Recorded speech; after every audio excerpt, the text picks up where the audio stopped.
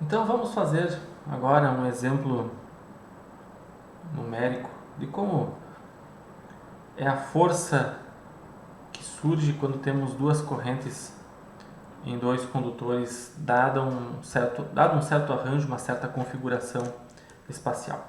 Então, nesse caso, temos uma espira retangular percorrida por uma corrente I1 e colocada paralelamente a um fio infinitamente longo percorrido por uma corrente I2. Qual a força que o fio infinito com corrente I2 exerce sobre a espira retangular? Se a pergunta fosse o contrário, qual a força que a espira exerce no fio, nós teríamos um problema sério que seria o seguinte: nós precisaríamos determinar 4 campos magnéticos e a partir desses campos magnéticos determinar a força sobre o fio infinito. Acredito que a força contrária, ou seja, a força que I2 exerce sobre 1, seja mais fácil de calcular porque nós já sabemos como é o campo magnético produzido por um fio infinito. Então a força sobre a espira será o quê? Ela será uma força F1, então, que é integral I1 dL1 produto vetorial B2. B2 é o campo magnético ou a densidade de fluxo magnético produzido pela corrente 2. Nós temos condições de determinar quem é esse B2, porque nós já sabemos como é o comportamento desse campo nessa situação. I1 é constante, pode ser integral. dL1 vai depender de qual segmento nós estamos analisando, então serão 4 forças para se calcular. Como é a força sobre a espira, nós temos que calcular ao longo desse caminho fechado. Então eu já vou colocar aqui o símbolo de caminho fechado. Tá? Mas esse símbolo só vou colocar por causa da espira, para dizer que são 4 integrais. Então essa é a situação que nós temos. Qual o campo produzido por I2? Campo magnético.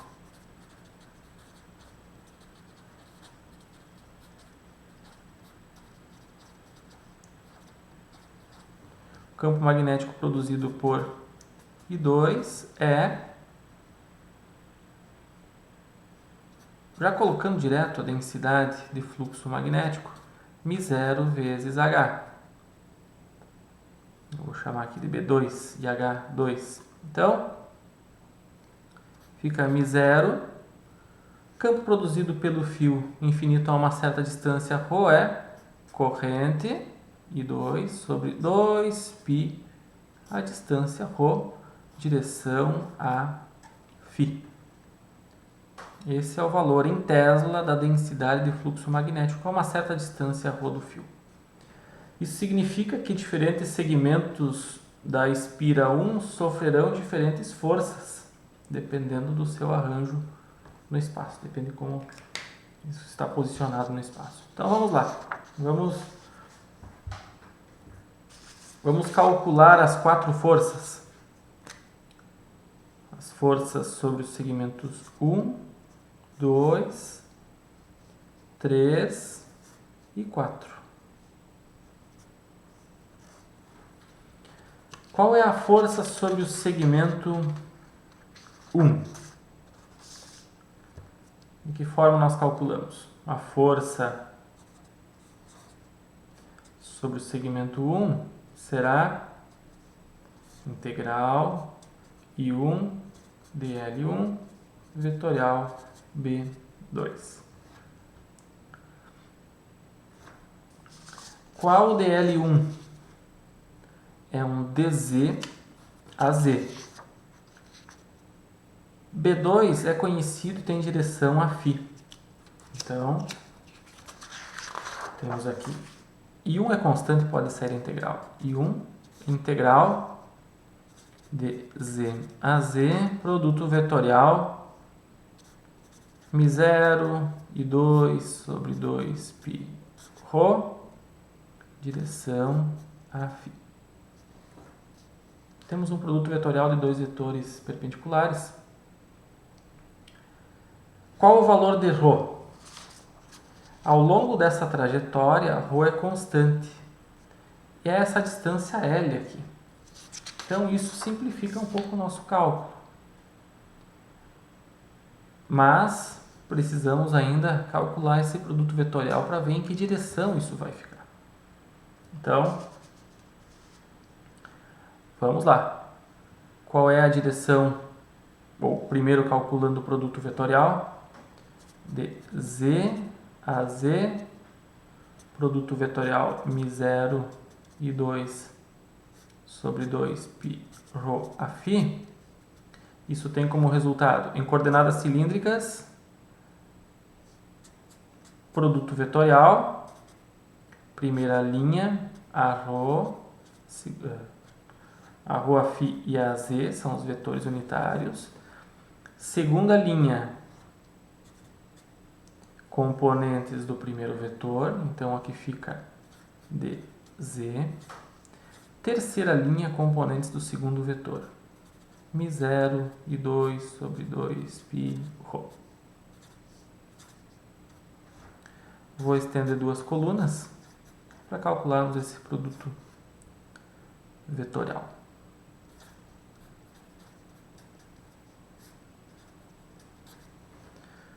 0, 0, 0, menos 0. Esse termo aqui é diferente de 0. Então, isso vai resultar em menos μ0 e 2 sobre 2π ρ vezes dz direção a ρ. Então, vamos substituir aqui. Essa força será o quê? I1 integral μ0 e 2 sobre 2π ρ dz, sinal negativo aqui, ou podemos colocar o sinal negativo aqui na direção do vetor unitário sem nenhum problema. Eu coloco aqui porque já sabemos que dois fios conduzindo corrente no mesmo sentido se atraem. Então, sem fazer nenhum cálculo, já sabemos, né, que essa força tem que ser para cá. E isso aparece aqui como resultado do produto vetorial. Aparece sinal negativo, uma força de atração entre os dois condutores. Tudo isso é constante, ρ é igual a L. Então, essa força tem como resultado I1, ou pré-multiplicando μ0, I1 vezes I2 sobre 2π L, dz com z variando de 0 até uma altura b. Então, aqui fica z, de 0 até b, direção menos a ρ. Então, a primeira força é μ0, corrente 1, corrente 2, sobre 2π L, vezes B, na direção menos a ρ, Newton. Então, aqui temos a primeira força, que é essa força aqui. Vamos adiante, vamos à força 2. De que forma podemos calcular a força 2? Mesma coisa, mesmo passo a passo. A força 2 será o quê? Integral I1 dL1 vetorial B2. B2 é conhecido, mas agora o dl mudou. Por quê? Porque estamos tratando desse segmento aqui de cima. Esse segmento é um de ρ a ρ. Então, aqui fica I1 pode ser integral de ρ a ρ, produto vetorial, μ0 e 2 sobre 2π ρ, direção a φ. Mais uma vez, cálculo de produto vetorial.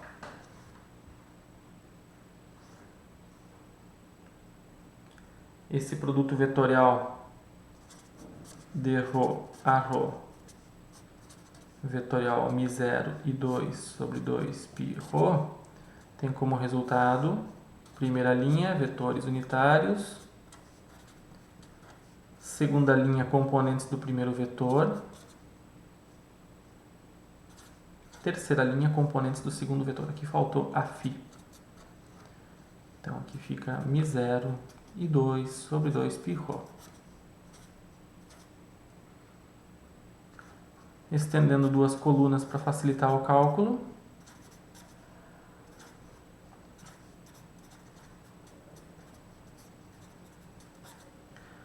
Zero, zero. Aqui tem um termo não nulo. Voltando 0, 0 e 0. Então o único termo não nulo é esse aqui. Então a força sobre o segmento 2 é I1 integral μ0 e 2 sobre 2πρ de ρ, direção a z. Então, a força, nesse caso, será uma força para cima. Vejam que tem uma força sim, mesmo sendo perpendiculares, porque a posição relativa está a uma certa distância. Então, essa força aqui aponta no sentido positivo de z. Qual o módulo dessa força? Tem uma parcela que é constante. Aqui z varia de... Desculpa, ρ varia de L até A mais L. Então aqui ρ varia de L até A mais L. Desse ponto até esse ponto aqui. Então, o que acontece aqui? Faltou todo o termo constante, né? Toda essa parcela I1, I0, I2 pode sair da integral. Deixa eu simplificar aqui. Aqui fica μ0, I1, I2 sobre 2π. Integral de 1 sobre ρ de ρ é ln de ρ. Colocando então os limites com ρ variando de L até A mais L, fica o seguinte. Temos então... Aí faltou a direção a Z. Temos a força sobre o segmento 2 como sendo, mais uma vez, produto das correntes, que multiplica μ0 sobre 2π. E aqui tem um termo menos o outro, ln de ρ menos ln de A mais L menos ln de L. E esses ln de subtração podem ser compactados na forma de divisão. Então, fica ln de A mais L sobre L. Direção a Z. Newton. Então, tudo isso aqui representa a força sobre o segmento 2. Vamos adiante. Força sobre o segmento 3. Não muda muita coisa com relação ao segmento 1. Só a questão do ponto inicial e o ponto final e a distância do fio. Então, vamos lá. A força sobre o segmento 3. Força sobre o segmento 3 será integral de I1 dl1 vetorial B2. O dl não mudou, continua sendo dz a z. O B2 continua sendo o mesmo, então não precisamos repetir esse cálculo de produto vetorial, já sabemos qual é o resultado. Mudam os limites de integração, dB até zero, e esse ρ agora não é mais L, é L mais A. Então,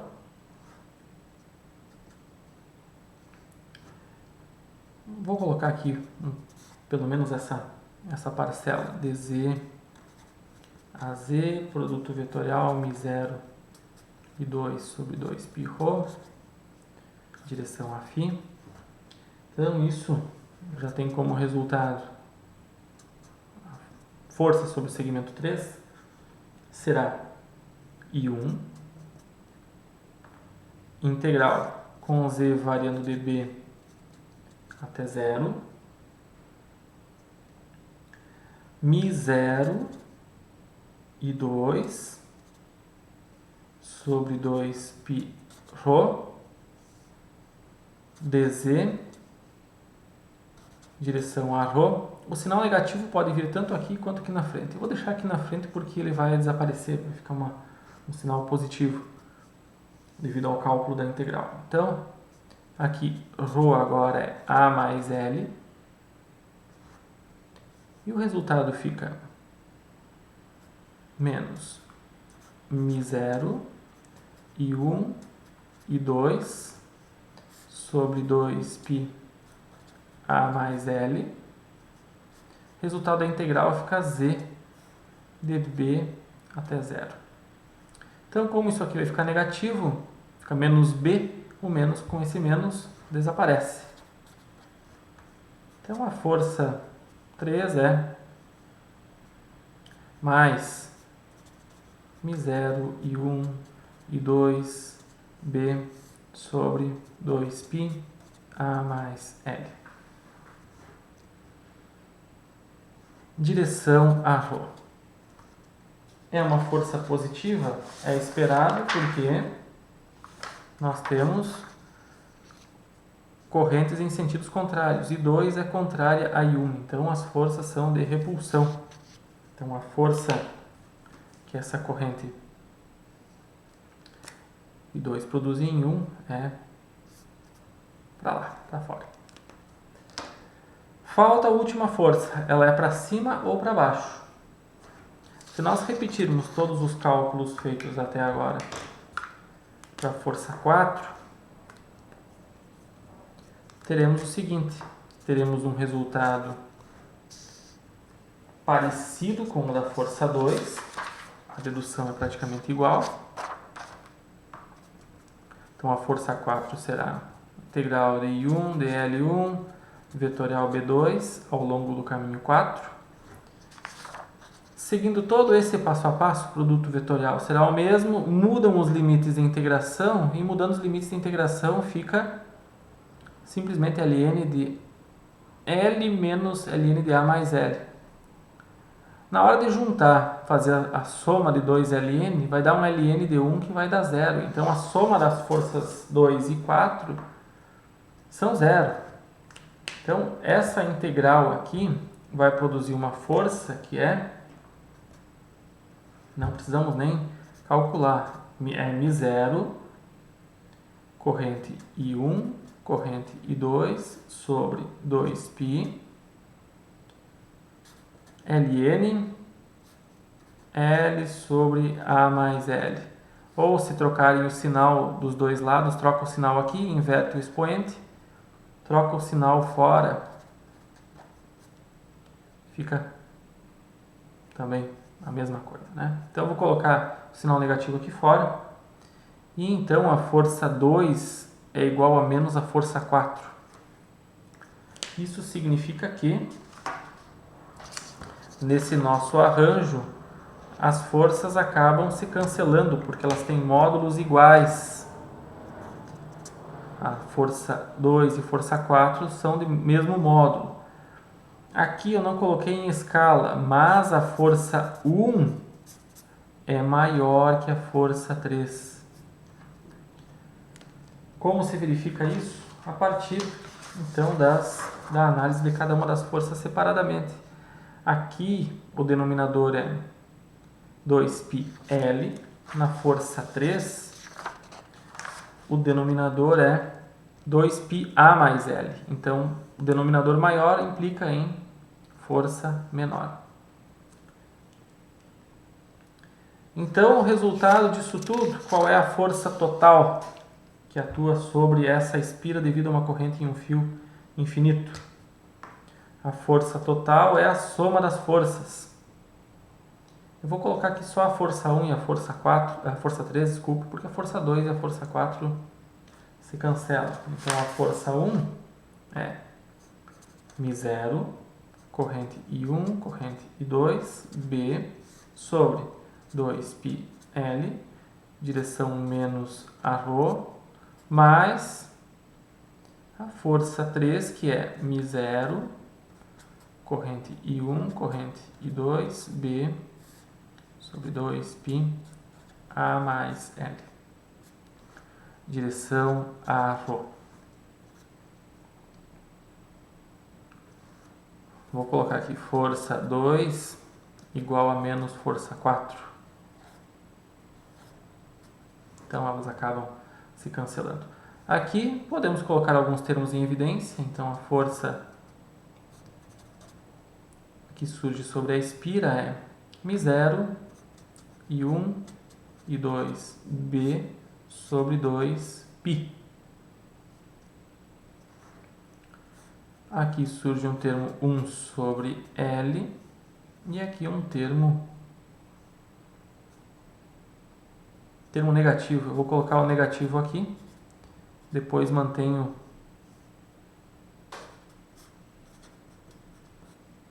o sinal negativo no vetor unitário ρ.